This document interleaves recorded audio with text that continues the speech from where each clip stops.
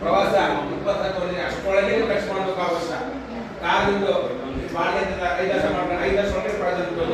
ಅದು ಹಣಕಾಸು ನೀವು ಎಷ್ಟು ಇಡ್ತಾ ಇದ್ದೀರಿ ಅದಕ್ಕೆ ಬಜೆಟ್ ಸಾಕ್ಷಿ ತಗೊಳ್ಳೋದು ನೀವು ಏನು ಬಿಡೋದ್ರಿಂದ ಮುಂದಿನ ವರ್ಷ ಮಾಡ್ಬೋದು ನೀವು ಏನು ಖರ್ಚು ಮಾಡ್ತೀರಿ ಆ ಬಜೆಟ್ ಸಭೆ ಮಾಡೋದೇ ಉದ್ದೇಶ. ಹಾಗಾಗಿ ಏನಿಲ್ಲ ನೀವು ಏನು ಅಧ್ಯಕ್ಷರೇ ನಮಗೆ ಪರ್ಮಿಷನ್ ಬೇಕು ಏನಾದ್ರು ಕೊಡಕ್ಕೆ